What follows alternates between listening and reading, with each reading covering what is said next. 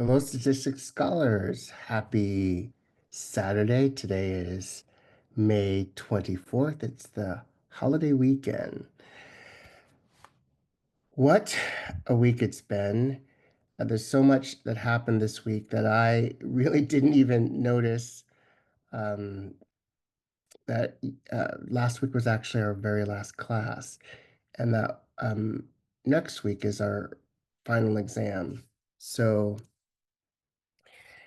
again, I hope that you are proud of yourself and all the work that you accomplished this semester, and that we are still using this last week to learn one more analysis, one more statistical analysis, correlations.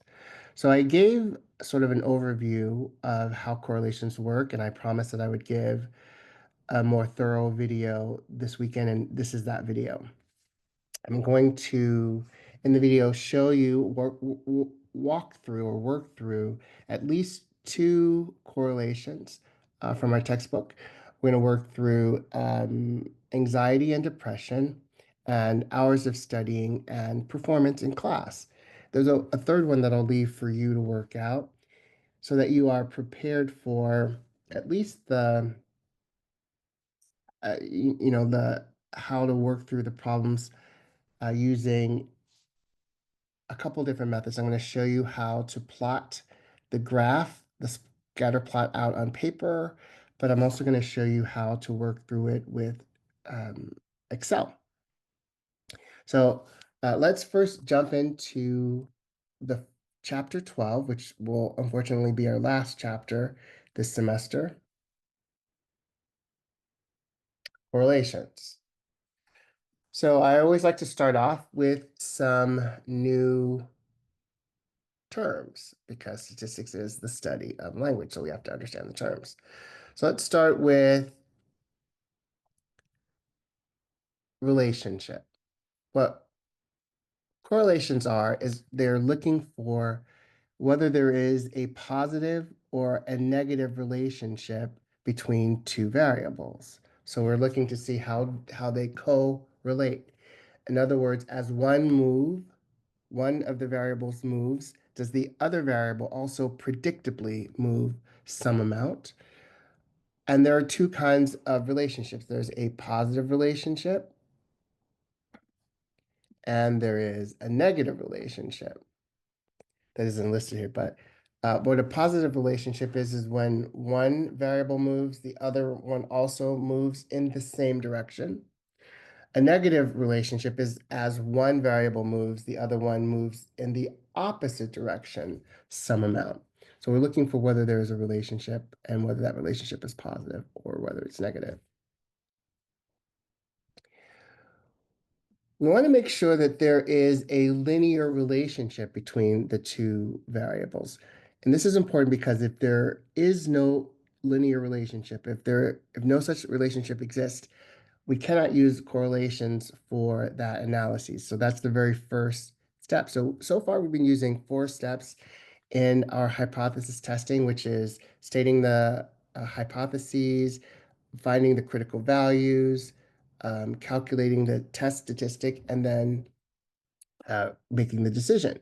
We now have sort of a fifth variable or fifth step. Maybe I would call that, if we have steps 1, 2, and 3, 1, 2, 3, and 4, I would say this is sort of step 0.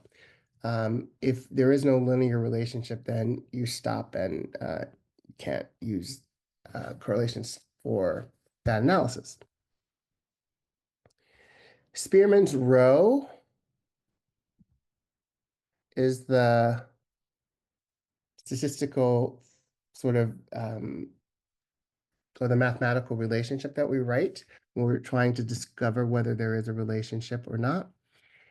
And I would say there are other 2 things that I want to talk about. Well, 3. 2.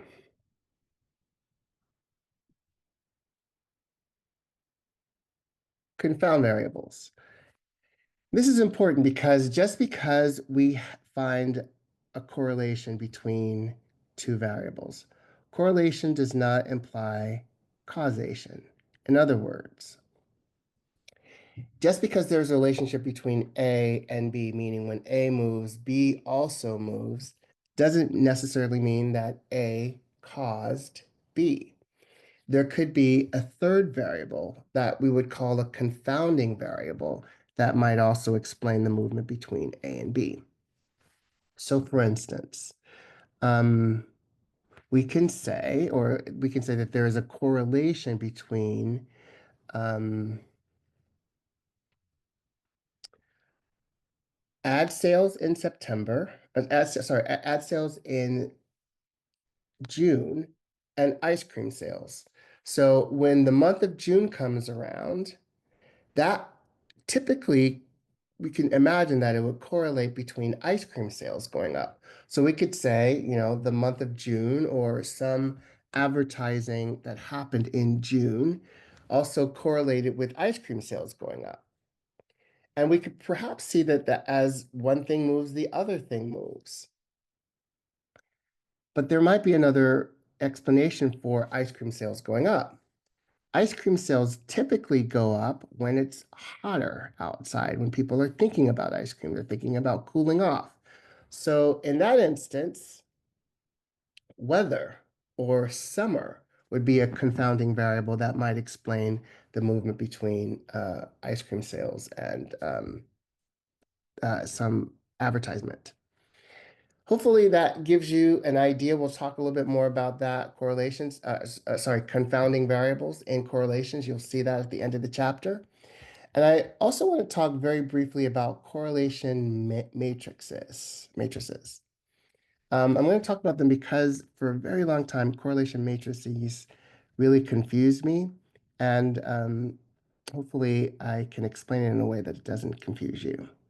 So we're going to head to the mat this time, but the mat this time will involve things that we do on the paper, which I call the mat. We're also going to sort of thinking of the mat as Excel. So I'm going to show you some things that you can do on paper, things that you can do with your calculator. But if you know Excel, and if you are comfortable with Excel, you can figure out these sort of steps, go through these steps much, much faster. So let's head over to Excel. Let's call that the map. Okay, here is the Excel spreadsheet. It's a worksheet that has actually 3 spreadsheets that are tabbed along the bottom. We'll work through depression and anxiety. We'll also work through our studying and overall class performance. And then I'll leave you to work out mother and baby on your own. Okay, so this looks a lot like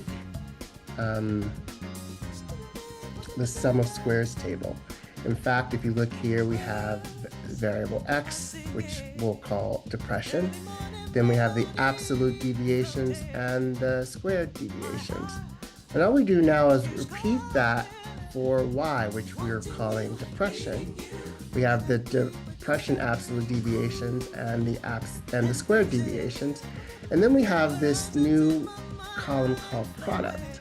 And I'll explain that to you in a minute. But the thing that I said first is that we have to make sure that there is a relationship between x and y. And before we invest any time, we want to make sure that that relationship exists in a linear format. There are basically 3 linear relationships, but linear or line relationships. Linear is the only one that we can use for correlation. We have either a linear relationship, no relationship, or a curvy linear relationship. Pop back over to our textbook so that you can see what they look like. This is a curvy linear relationship. It's more like a curve. It slightly curves up than a line. This is an inverted U curvy linear relationship. It's a line, but what we're looking for is either a positive relationship or a negative relationship, and this is not that. We also don't want no relationship. So we want to make sure before we start working through the analyses that we actually have a linear relationship, like it looks like a line. So I'm going to draw out, yeah, I want to draw it out because not everybody is comfortable with Excel. I'm going to draw it out so that you see how easy it is. Here is the data.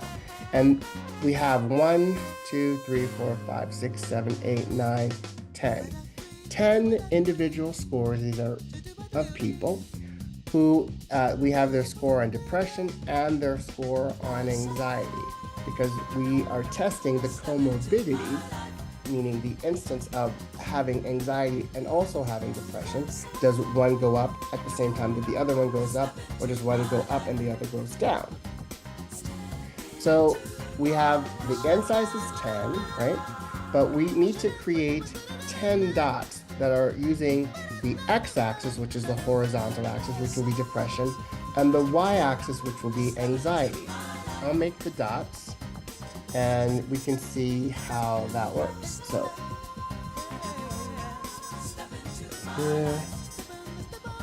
here we have the x-axis, which is depression, and the y-axis is anxiety. Okay. 1, 2, 3, 4, 5, 6. 1, 2, 3, 4, 5, 6. Just happened to be that 6 is the scale of this problem. 1, 2, 4, 5, 6. So we're just gonna find a dot that corresponds to the y-axis, a space, and then graph that space, that same space, on the y-axis. So for the first person, their depression score was 2.81, and their anxiety score is 3.54. So right about there. We don't have to worry about being precise. We just want to make sure that we get it there so we can see if there is a linear relationship versus a curvilinear relationship or no relationship. A person 2 was 1.96, that's right here, and 3.05, let's say person 3, 3.43, it's right about here, and 3.81. That's good enough. Next is 3.40. And 3.43. It's right about here. Next, 4.71 there, and 4.03 there. Next, 1.80, 3.59,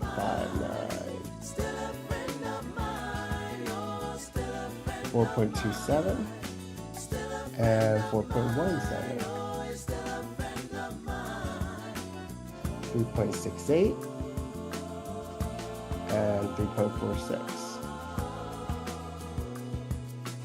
2.44 and 3.19, 3.13 and 4.12. Okay, so we don't,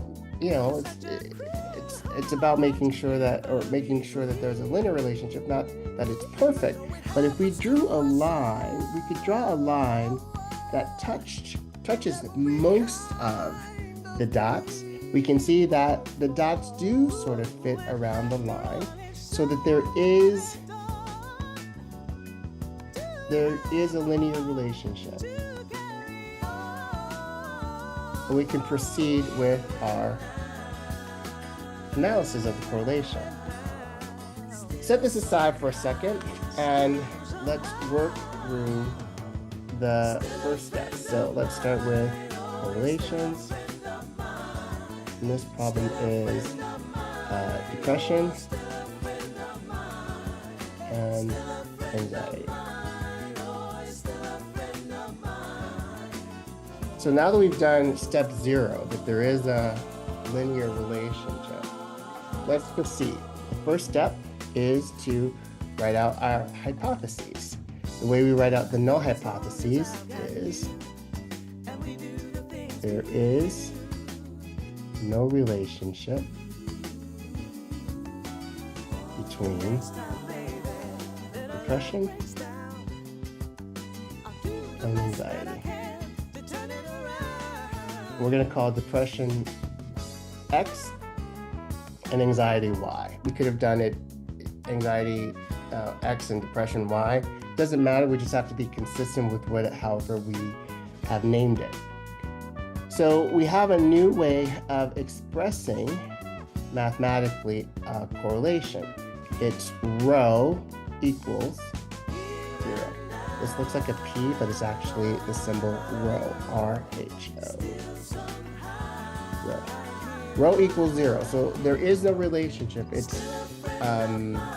doesn't exist. As one moves, the other one doesn't predictably move, and that's the null hypothesis.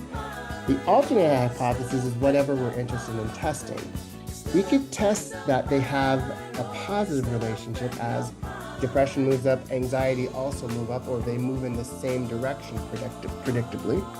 Or we could test that they have a negative relationship as one moves up, the other one goes in the other direction. But in this instance, we're going to test that there is a positive relationship between depression and anxiety. But we could test a positive, a negative, or no relationship, which would be either a one-tailed test for positive, one-tailed test for negative, or a two-tailed test for not equal to. So there it is. Positive relationship between depression and anxiety. And how we write that out mathematically is rho is greater than 0. That's positive. We could say rho is less than 0. That's negative. Or rho is not equal to 0. Both of these are negative, less than and greater than are one-tailed test. This is a two-tailed test. We're not doing either of these right now. We're going to do rho is greater than 0, or a positive relationship. All right, so now we need our critical value. And the critical value is based on the n size, right? And so since we're doing correlations, they correlate, we have to have the same number on each. So we actually count them as one person because we're looking at one individual's score on anxiety and depression, or depression and anxiety. So the so the degrees of freedom, we need to know what that is, and we need to we need to know what our alpha is. Let's say we're an alpha of 0.05, and we're going to do a one-tailed test. Okay, degrees of freedom is actually n minus 1. I checked that out, Sonia, it's right. N minus 1. So we need degrees of freedom 1 for an alpha of 0.05 for a one-tailed test. So now we are going to use a different table. So far we've used a Z table, we've used a T table, we've used an F table. Now we're going to use an R table. Right? It's just another letter of the alphabet. Let's pop over and take a look at an R table. Okay, here's our R table. So it looks similar to a T table, and there's an area for a one-tailed test versus a two-tailed test. We want a one-tailed test because we're testing that it has a positive relationship. And our N actually, Sonia, it is N minus 2 this time. N minus 2. Because we're taking one from each depression and one from anxiety. So it's N minus 2. So if N is 10 and 10 minus 2, then the degrees of freedom is 8. So we're going to look for 0.05 for 8 degrees of freedom. Getting my degrees of freedom mixed up. 0.549, which is very close to the, very close, sort of in the middle, very close to 0. So we're not going far into the tail before we find something significant. Let's pop back over to the map. Our critical value was 0.549. We could draw out so that you get a sense of how close it is.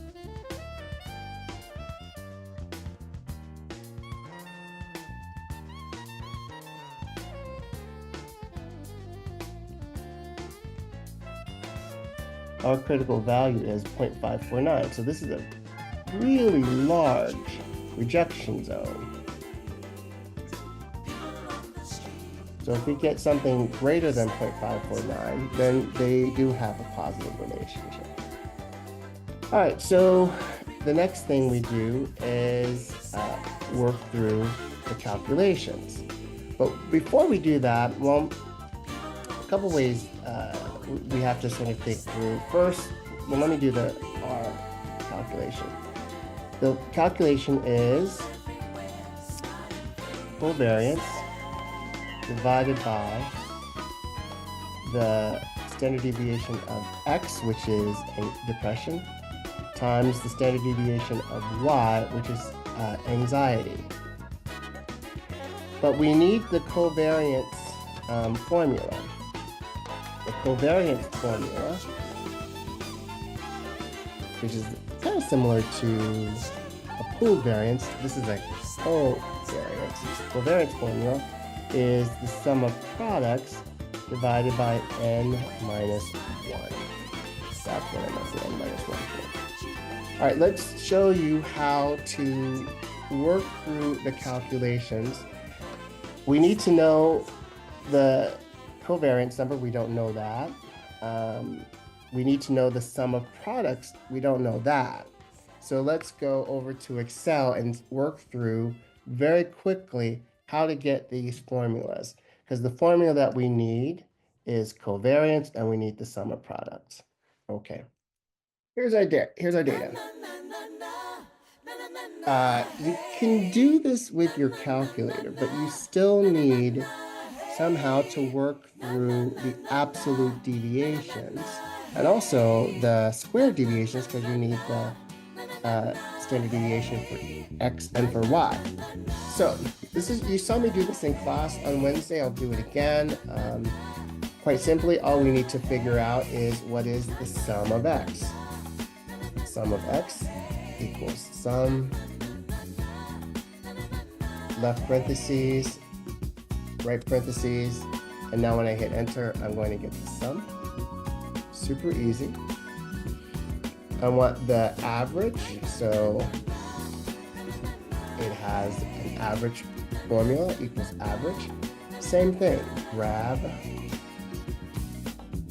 the range, and when I hit enter, because we know that there are 10 in it, the n size is 10, 31.63 divided by 10 is 3.163.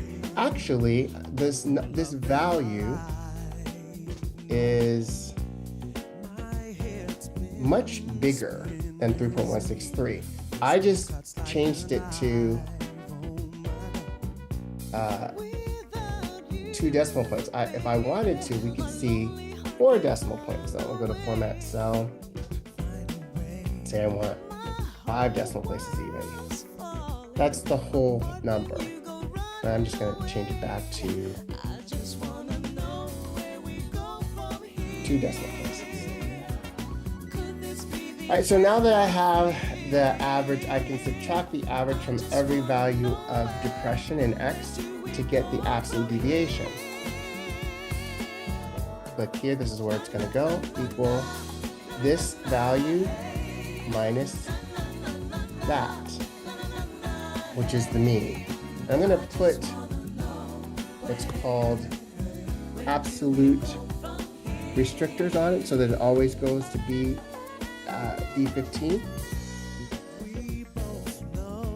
bring that formula down, those are all the absolute deviations. And you know that if once I add those all up, if they're absolute deviations and if they're correct, I know they're going to be correct because Excel, well, we don't have a problem with accidentally keying in the wrong value. It's going to equal to 0. So if I bring this formula over, it's 0 because it's basically the same formula here. And now I need the squared deviations equals this squared. Bring that down. Those are all the squared deviations. Bring this formula over. That is the sum of squares. Now, if I want the variance, which I don't really need, but I want you to understand that the variance really is just like an average, right? I'm just going to divide 7.97, not by 10, because that would be the average, but by 9, because we're looking at this as a sample. And when we're doing the variance, we're computing the variance for a sample, it's sum of squares divided by n minus 1. So I'll divide it by 9. Great. That's the variance. Now, if I wanted the standard deviation equals the square root, you see that it has a formula for that. Whatever is in D15, we want the square root of that. And now that 0.94 is the standard deviation for anxiety. But as I was showing you in class, Excel can do the entire standard deviation formula without doing the absolute and the square deviations. If I ask it to do the standard deviation for a sample, which is stdev.s, grab the area or the data. When I hit enter, that should give us 0.94 exactly. So now I have the anxiety or depression data side of the table all figured out. Let's do the same for anxiety. I can copy this formula over and this formula over. I'll save that formula. But let's go ahead and get the absolute deviations equals this minus this. I'm going to put the delimiters on so that it's an absolute formula. On your side, you can do this by pressing the F4 key if you're using a PC. For a MacBook, I have to use something called Command T, but same thing. Copy this down, copy this over, 0, get my squared deviations, copy this down, copy this over, that is the sum of squares. I can copy this formula over, that is the variance. And copy this formula over. That is the standard deviation for anxiety. And I can copy this formula over. And that's, again, the formula that calculates the standard deviation for a sample. So everything's all set up. We have to do all this, and you have to do this by hand, meaning the absolute deviations and the squared deviations to get the standard deviation for depression and for anxiety.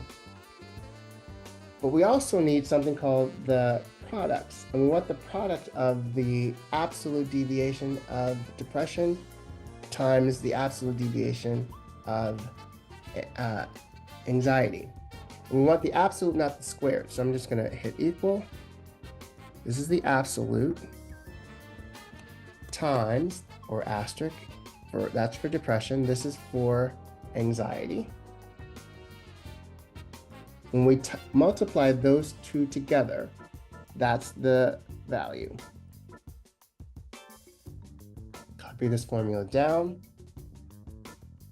And now what we want is this, the sum of products, which is all of those things added up. So 2.22 is the sum of products. And 0.94 is the standard deviation for depression, and 0.38 is the standard deviation for anxiety. So we have everything that we need from this formula, or from this table for our formula. So I'm going to write this down somewhere so we have it. The sum of products was 2.22. I'm going to write that as the numerator. And we have the standard deviation for depression, which is 0.94, times standard deviation for anxiety, 0.38. So I wrote those down. Let's pop back over to the map and finish our calculations. Okay, so I wrote those things down. 2.22 was the sum of products.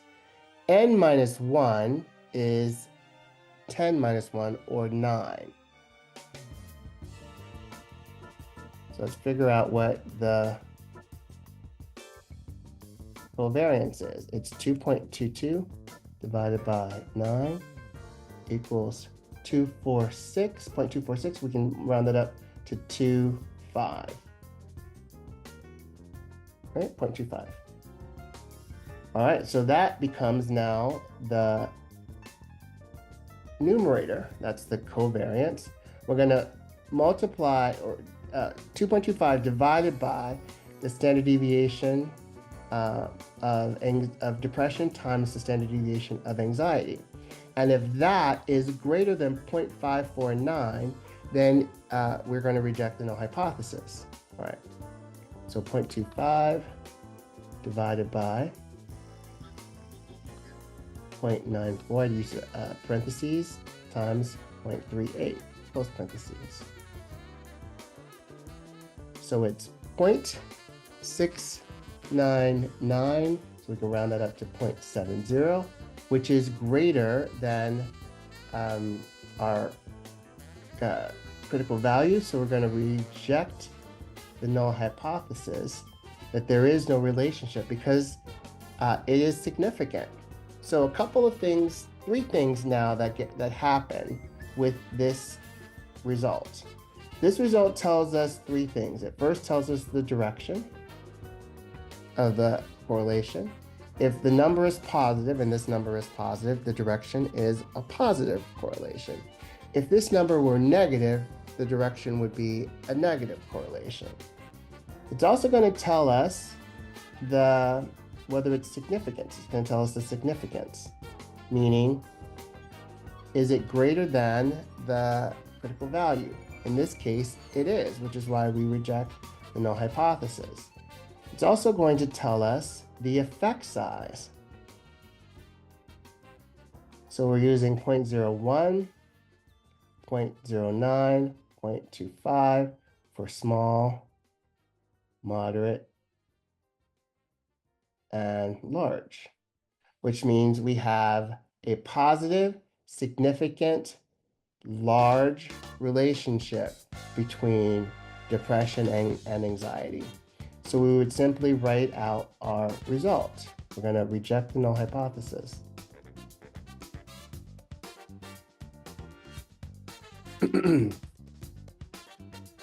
So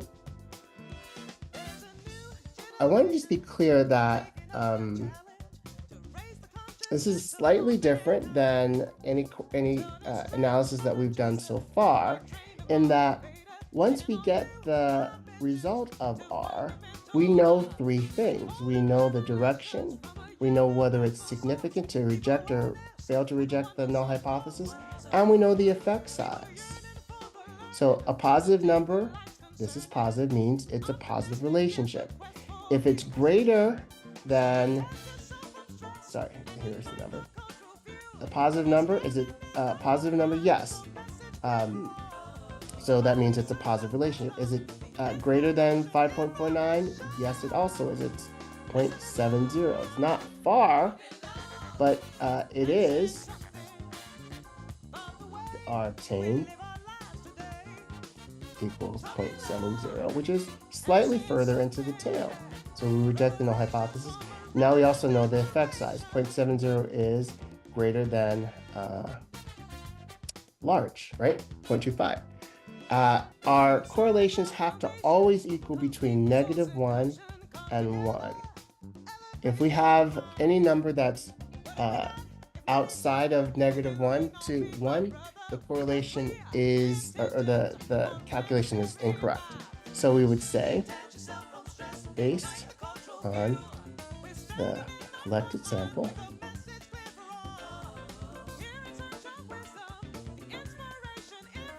n equals 10, there is a significant, strong, positive relationship between anxiety and depression. And then we write out our result, R8 equals 0.70, and the P is less than 0.05. And we're done. All right, so hopefully this made sense. Let's apply it right away to the very next problem. But this time I'm going to use Excel to see if there's a linear relationship before I move on, right? So this next problem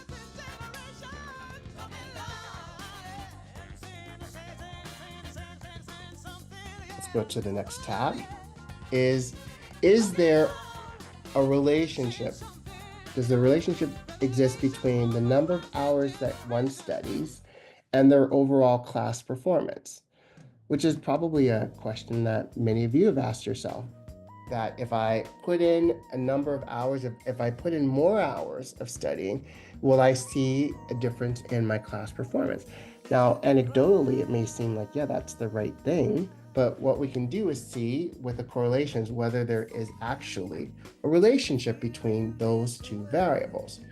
So I'm going to test whether those two variables exist by using Excel to create a scatter plot to see if there is a linear relationship, because if there isn't a linear relationship, we're just going to stop.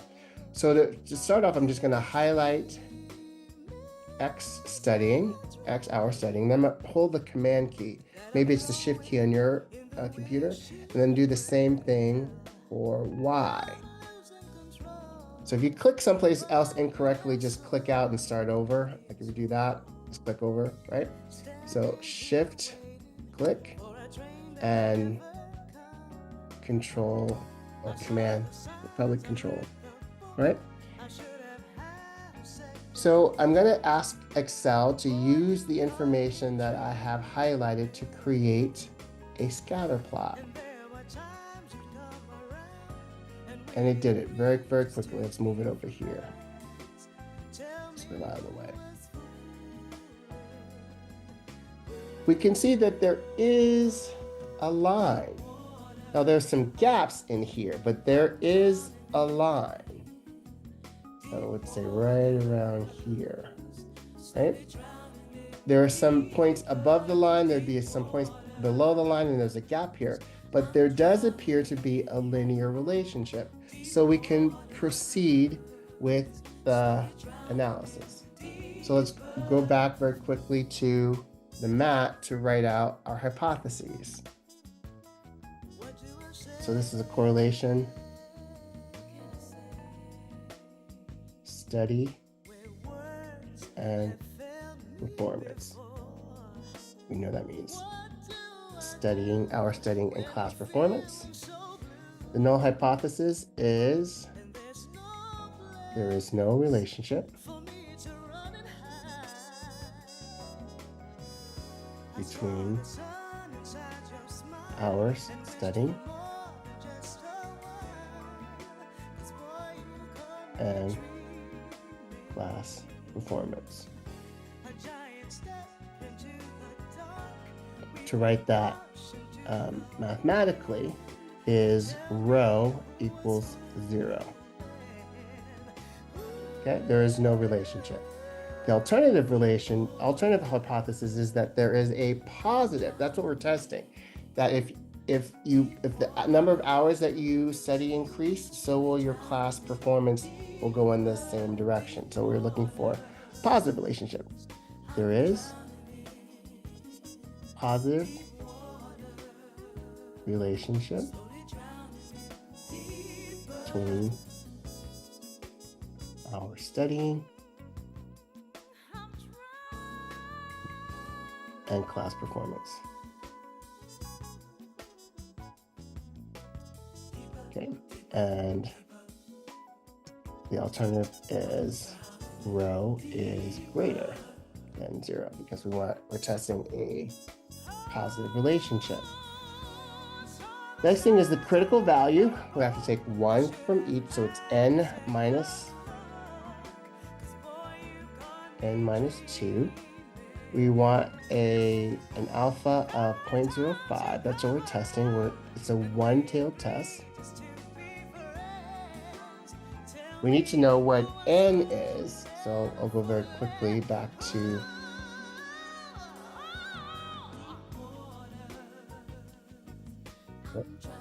one, 2, 3, 4,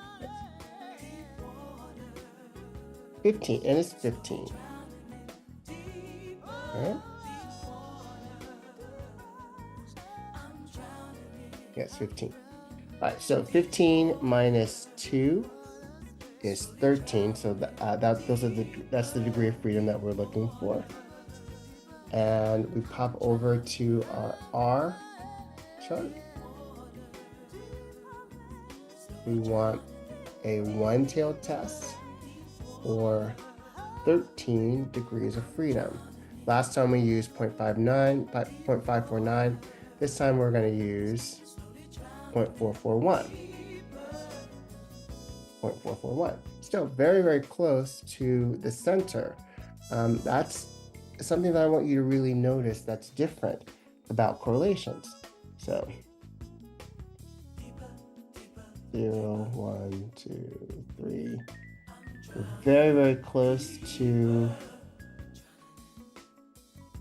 0.441. Very close to 0.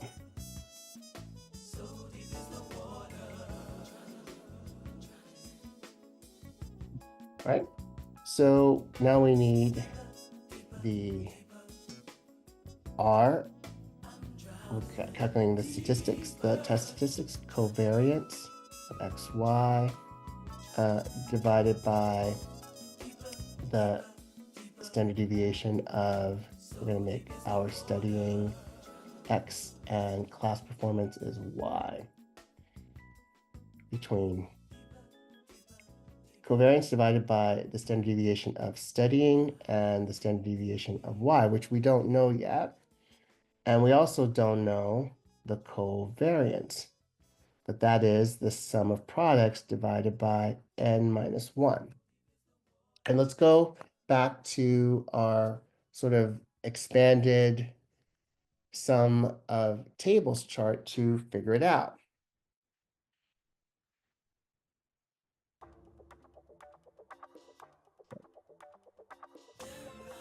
Get rid of this extra line right here. Okay, so what the sum of this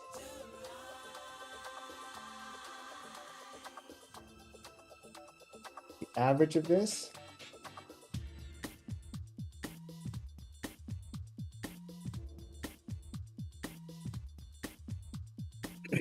are absolute deviations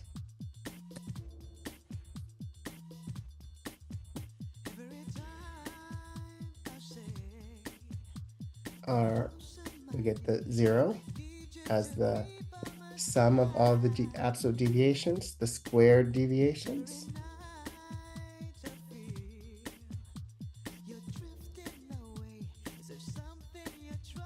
The sum of squares. going to divide that by, if degrees of freedom was 15, by 14 to get the variance.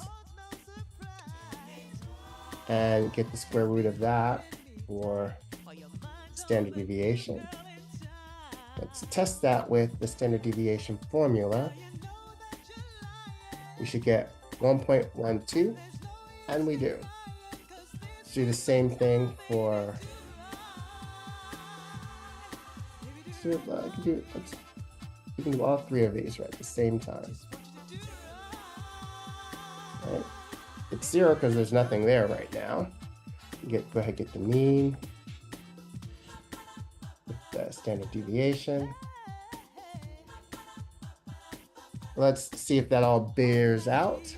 Let's get the absolute deviation to equal this minus this. When I bring this all down, now it still equals 0. Let's do the squared deviations.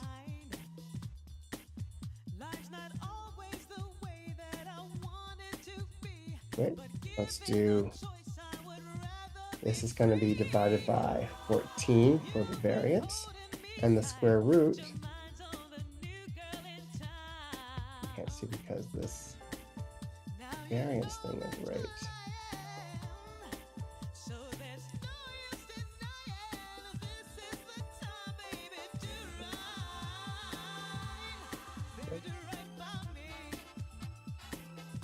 0.99 or 0.99. All right, so we have everything we need. We have, we still need, we have our standard deviation for our studying, and we have our standard deviation for performance. What we don't have is the product of the absolute deviations of our studying times class performance equals absolute deviations for studying times absolute deviations for performance. Bring that down. Bring this formula over. 10.06 is the sum of products. We'll write that down, 10.06. Don't have my glasses, but it looks like 06. And n was 15, so n minus 1 is 14. We'll figure that out soon. And we know the standard deviation for studying, which is 1.12, times the absolute deviation for performance, which is 0.99. Right, let's go over to the mat and finish working out the problem. So I wrote 10.06 because that is the sum of products. N was 15, so n minus 1 is 14. Let's figure out what the covariance value is.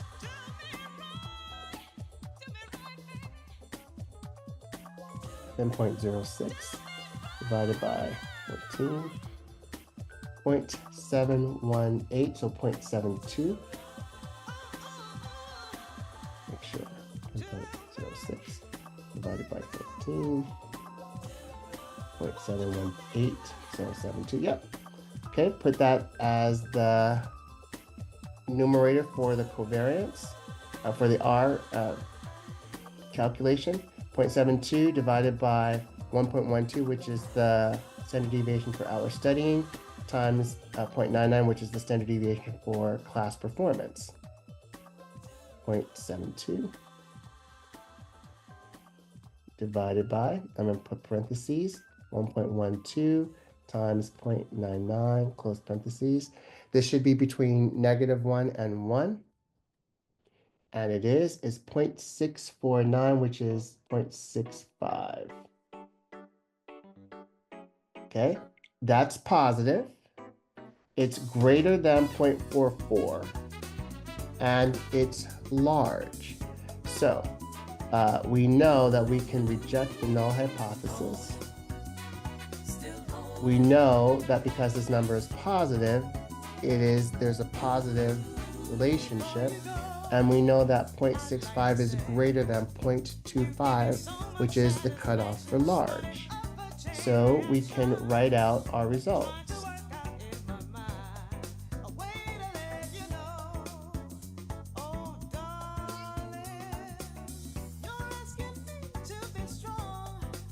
Based on the sample collected,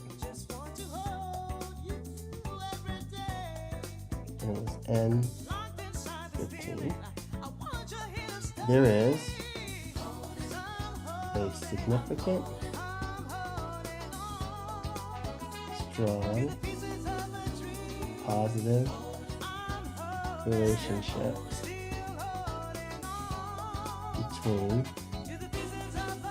our study and class performance.